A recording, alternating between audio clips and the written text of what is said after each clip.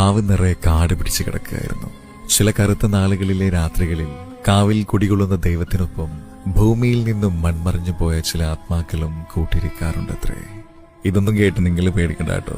പക്ഷെ ഞാൻ എവിടെയോ വായിച്ചിട്ടുണ്ട്, വടക്കേ മലബാറിലെ തെയ്യക്കാലം കഴിഞ്ഞാൽ ഇനി അടുത്ത ഉത്സവകാലം വരുന്നതുവരെ ആ കാവിനുള്ളിൽ ദൈവങ്ങളായ തെയ്യങ്ങൾക്കൊപ്പം കൂട്ടിരിക്കുന്നത് ചില രക്തരക്ഷസാണ്, അല്ലെങ്കിൽ ഗതി കിട്ടാത്ത ചില ആത്മാക്കളാണ്.